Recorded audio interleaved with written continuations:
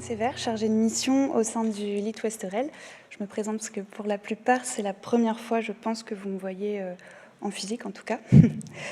Donc aujourd'hui, je vais vous présenter mon projet qui porte sur la signalisation et valorisation en grande et moyenne surface du progrès en matière de bien-être animal. Donc je vais vous faire un historique du projet. Vous allez voir qu'en fait, cette frise chronologique, elle va se remplir au fur et à mesure de ma présentation pour que vous ayez vraiment un visuel clair de toutes les étapes qui ont eu lieu au cours de ce projet. Alors la toute première étape, et je vais passer très rapidement dessus, ça a été la documentation des comportements de consommation des produits carnés dans différents supports accessibles, donc qui sont accessibles directement sur le site du LIT Ouesterel, sous forme de podcasts, de fiches récapitulatives. Et voilà, ils documentent vraiment les comportements de consommation des produits carnés en France, et ça a été un premier état des lieux pour nous. Après cette étape, on s'est demandé s'il existait des consommateurs qui prenaient en compte le bien-être animal lors de l'achat de produits carnés. On s'est demandé qui étaient ces consommateurs et quelle part de la population française est-ce qu'ils représentaient. Et donc pour ça, on a fait des études consommateurs. La première, ça a été une étude qualitative où il y a eu des entretiens semi-directifs avec 15 personnes. Et cette étude-là, elle nous a permis de montrer qu'il existait bien des consommateurs qui prenaient en compte le bien-être animal lors de l'achat de produits carnés. Dans cette étude, on a fait ce qu'on appelle de l'ethnographie, où on a cherché à comprendre les références culturelles des consommateurs, en fait, qui ils étaient. Ça aboutit à la production de 4 personas. Pour rappel, donc, les personas, ce sont des profils de personnes fictives, et c'est un véritable outil marketing qui nous permet donc de comprendre l'environnement et les représentations sociales des consommateurs qui prennent en compte le bien-être animal lors de l'achat de produits carnés. Après ça, on a fait une étude quantitative, cette fois-ci, où on a segmenté la population française autour des questions de bien-être animal. Et ce qu'il ressort en fait de cette étude quantitative, c'est que 66% de la population française déclare prendre en compte le bien-être animal lors de l'achat de produits carnés. Donc finalement, en fait, ces consommateurs, ils représentent un segment significatif de la population française. Ensuite, nous nous sommes demandé si ces consommateurs, donc appartenant à ce segment significatif, ils disposaient de suffisamment d'informations. Je ne sais pas si vous vous souvenez, en début de matinée, on en a un petit peu parlé, le manque de visibilité, notamment de l'information, et on va y venir. Donc on a fait une étape d'observation de la disponibilité et des potentielles lacunes d'informations. Dans l'étude quantitative, on s'est rendu compte qu'en fait, dans les 66% du segment prenant en compte le bien-être animal lors de l'achat de produits carnés, 50% des consommateurs déclaraient manquer d'informations en ce qui concerne le bien-être animal. Donc effectivement, il y a un manque d'informations. Et au cours de l'étude qualitative, lors des entretiens semi-directifs, ce qu'on a cherché à comprendre, c'est où se situaient ces manques. Et en fait, on a identifié 3 lacunes. La visibilité, on en a parlé ce matin, c'est-à-dire que les consommateurs ne voient pas nécessairement l'information. La confiance, lorsque l'information est présente, les consommateurs n'ont pas forcément confiance en cette information. Et la compréhension, ils ne comprennent pas toujours le message qui leur est transmis. Donc on a bien identifié un manque d'information et des lacunes qui lui sont associées. Donc ça a été la première partie du projet. Et si on récapitule, dans cette première partie, on a montré qu'il existait bien un segment significatif qui prend en compte le bien-être animal lors de l'achat de produits carnés. On a compris qui ils étaient, leur environnement et représentation sociale, et on a identifié le besoin d'une meilleure signalisation. Donc on s'est demandé comment mieux signaler à ce segment les informations relatives au bien-être animal. Et donc on a commencé la deuxième partie du projet. Et la toute première étape, ça a été de réaliser un benchmark, donc un état des lieux finalement, de l'existant en matière de signalisation pour les consommateurs. Qu'est-ce qu'ils peuvent retrouver en magasin directement, que ce soit en France, à l'étranger, etc. Et puis, on a dégagé des premières pistes, en tout cas, on s'est fait des idées, de premières pistes potentiellement inspirantes dans le cadre du projet pour améliorer la signalisation du bien-être animal. Après cette première étape d'état des lieux, on s'est demandé finalement comment est-ce que les consommateurs, qui appartiennent donc au segment, ils perçoivent précisément cet existant et quelle est la logique de construction de leur confiance et de leur compréhension, puisque ce sont 2 des lacunes que nous avions identifiées. Enfin, on s'est demandé si certaines pistes étaient à privilégier dans le cadre du projet. Pour ça, nous avons réalisé des questionnaires consommateurs sur les consommateurs ciblés. Donc le premier objectif, comme je l'ai dit, c'était d'évaluer la perception de l'existant des consommateurs. Et là, on a confirmé qu'il y avait bien un manque d'informations. Ensuite, le deuxième objectif, c'était de comprendre comment se construisait la confiance et la compréhension chez notre segment. Et effectivement, on a identifié des éléments à privilégier pour faciliter la confiance, notamment en ce qui concerne le tiers de confiance qui va donner l'information, et la compréhension, notamment en ce qui concerne le niveau de détail dans l'information. Ensuite, nous avons donc testé des pistes à privilégier dans le cadre du projet. Et ce qui est très intéressant, c'est qu'on a identifié une piste qu'on va appeler donc la dynamique de progrès en matière de bien-être animal. Et cette dynamique de progrès, elle est très bien reçue, avec un consentement à payer déclaratif de plus de 20% par rapport à un produit standard chez notre segment. Donc, l'enseignement principal des questionnaires consommateurs, c'est qu'il y a bien un intérêt à signaler et valoriser la dynamique de progrès en matière de bien-être animal pour ce segment. Ensuite, nous nous sommes demandé sur quel produit est-ce qu'on allait mettre en pratique cette valorisation. Donc, il a fallu définir les études de cas. Et pour ça, nous avons travaillé donc, avec nos partenaires. Et chez Carrefour, nous avons décidé de nous pencher sur le porc, alors qu'avec la coopérative U, nous sommes plutôt sur la volaille. Dans les deux cas, on va travailler sur des produits qui sont en barquette de marques de distributeurs, où on valorise, comme je le disais, la dynamique de progrès, la transition, l'amélioration en termes de conditions d'élevage.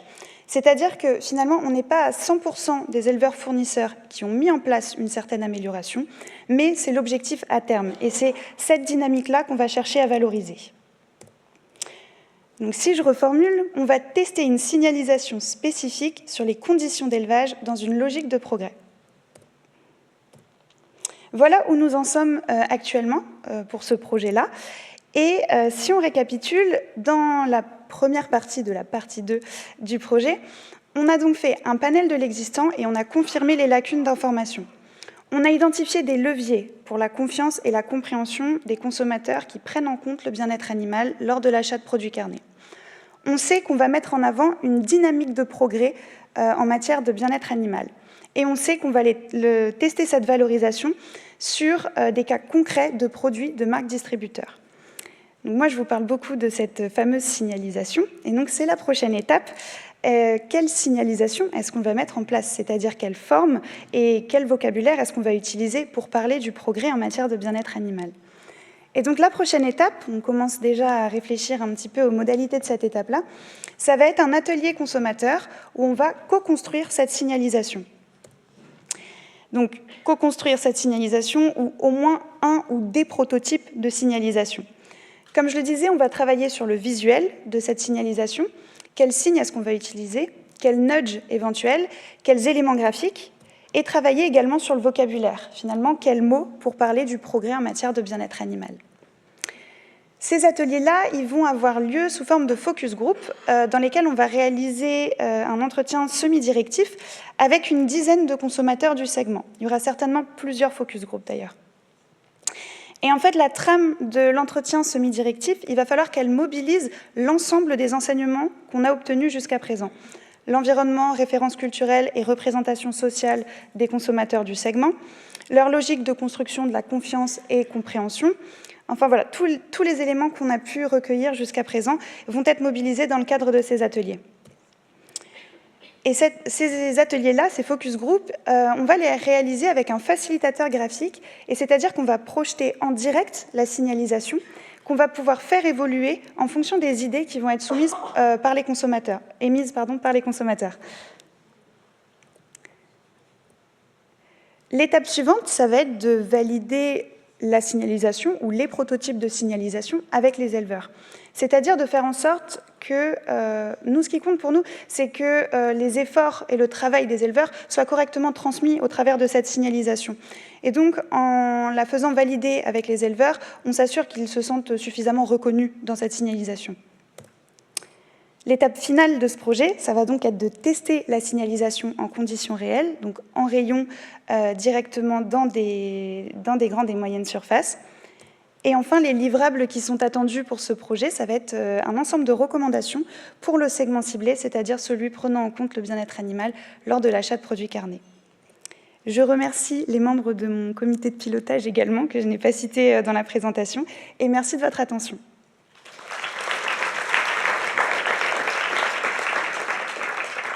Merci Dorine. Question? Ah oui.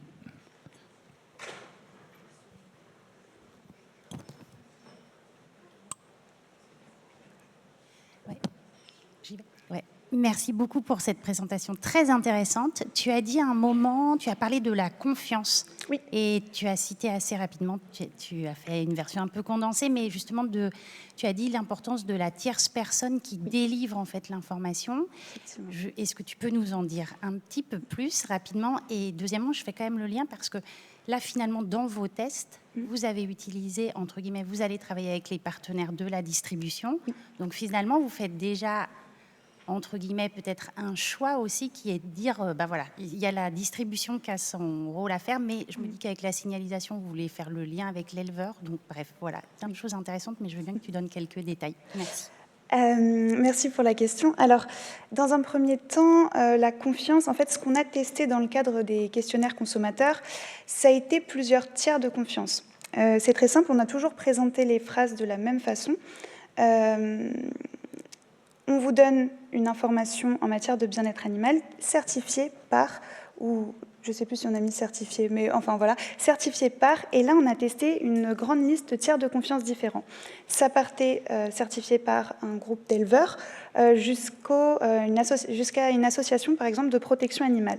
Et en fait ce qui est intéressant, c'est que on remarque qu'il y a 3 tiers de confiance qui sont privilégiés. En tout cas, les consommateurs déclarent faire plus confiance en l'information lorsqu'elle est, présentée par ces tiers-là. On a l'organisme indépendant, on a le collectif vétérinaire et l'association de protection animale qui ressortent en tête. Voilà pour la première partie de la question. Ensuite, donc, en ce qui concerne, j'ai pas très bien compris, en ce qui concerne la question portée sur le lien entre distribution et éleveur, peut-être? En fait, je me disais, donc là, tu as donné des éléments sur voilà, là où ils accordent potentiellement leur confiance. Et donc, en fait, je me disais, c'est normal, il y a une proportion importante, en plus, le choix porc et volaille, d'achats qui se font en grande distribution ou en moyenne distribution. Donc, je comprends complètement l'intérêt.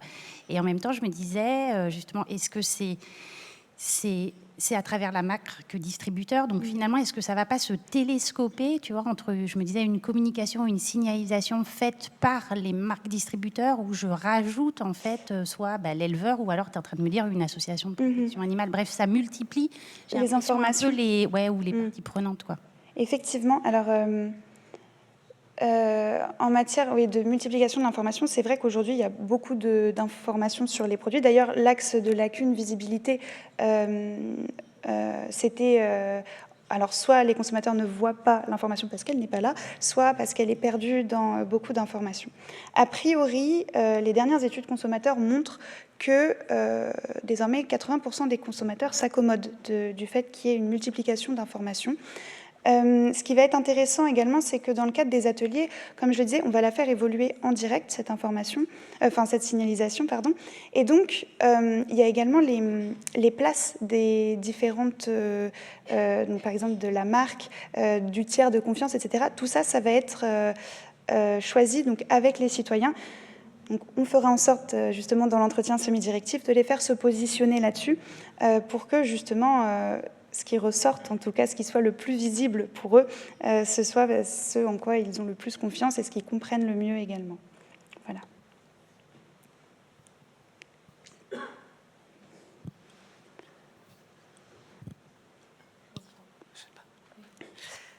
C'est un petit peu dans la continuité de la question précédente. Il y a l'étiquette bien-être animal qui met déjà en valeur la démarche de progrès. Comment enfin, est-ce que ça ne va pas venir un petit peu en compétition enfin... J'entends très bien. Effectivement, donc tout ça, on en a discuté avec l'association Étiquette Bien-être Animal. En fait, là où l'étiquette a vraiment pour but de faire passer un niveau, nous, on cherche à valoriser la dynamique de progrès. On pourrait schématiser ça comme ça. En fait, nous, on est entre les niveaux à chaque fois. C'est-à-dire qu'on va valoriser les améliorations qui sont faites quel que soit le niveau. Mais on n'a pas pour but d'attribuer une note ou voilà, un niveau de bien-être animal. Ça, c'est vraiment leur travail, d'ailleurs avec les référentiels, etc. Nous, on ne les regarde pas, en fait, finalement, dans le cadre de ce projet. Moi, j'ai une petite question. Oui. Alors, je ne connais pas la proportion, mais je sais qu'une grande majorité des produits carnés sont transformés. Donc, aujourd'hui, vous parlez du consommateur, donc il prend des produits carnés non transformés. Est-ce que dans votre étude, ou est-ce que plus tard, il est envisagé justement de retourner vers, alors je ne sais pas comment on les appelle, les transformateurs, qui n'est pas du tout leur bon nom, mais pour communiquer vers eux, pour qu'eux puissent communiquer aussi, parce que c'est une grosse part du marché? Effectivement, aujourd'hui, enfin, je ne sais pas si vous parlez des plats, par exemple, préparés. Oui, voilà. En fait, c'est vrai qu'aujourd'hui, c'est une question qui se pose. Comment afficher un certain nombre d'informations sur les viandes contenues dans les produits préparés, enfin dans les plats préparés. Pour l'instant, nous, dans le cadre du projet, c'est vrai qu'on s'est limité, comme je le disais, à 2 études de cas. On est sur vraiment de l'économie expérimentale, en fait. Donc, on fait des tests et on va fournir un certain nombre de recommandations. Et on n'a pas étendu au sujet, pour l'instant, des plats préparés. Mais c'est vrai que ce serait très intéressant. Et moi, j'aimerais beaucoup étendre le projet par la suite. Et pour ajouter juste... Non, j'ai pas de question. Pour ajouter juste un élément de réponse aussi, c'est, je vais le dire comme ça, dans le mandat qu'on a en tant qu'équipe association Litouesterel à l'intérieur du programme Territoire d'innovation Litouesterel, c'est de travailler la preuve de concept pour nos membres et puis au-delà. Voilà. Et donc en fait, ce qu'on cherche à faire, et je pense qu'on a essayé de l'illustrer aujourd'hui avec l'après-midi, c'est de développer des méthodes pour lesquelles on vérifie qu'elles soient cohérentes, qu'elles fonctionnent, pour que les partenaires après puissent s'en saisir et les déployer ou les appliquer à leur cas plus spécifique. Donc on garde bien ça en tête aussi dans la façon dont on travaille. Donc là, c'est une étude de cas pour vérifier qu'on peut le faire et que ça peut marcher ou pas.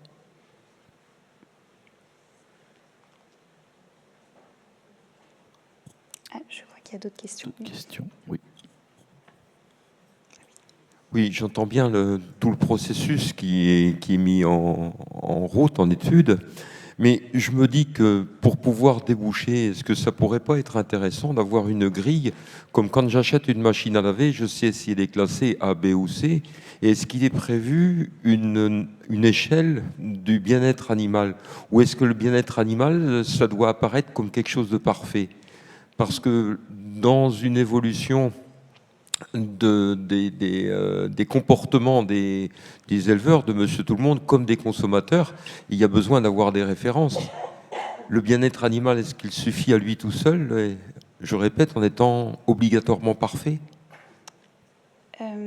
Alors, il y a 2 choses. Le niveau de bien-être animal, comme je disais, c'est l'étiquette bien-être animal qui le produit. Donc effectivement, on a un niveau A, B, C, D, E. Grâce à cette étiquette, elle est en train d'être déployée actuellement donc, sur le porc, si je ne dis pas de bêtises. Ça a été lancé avec Auchan. Et elle est largement déployée maintenant sur les poulets de chair. Et je sais qu'il y a un travail aussi qui est réalisé sur le bovin. Donc voilà, ça prend du temps, mais en tout cas, cette histoire de niveau, c'est vraiment l'étiquette qui le fait.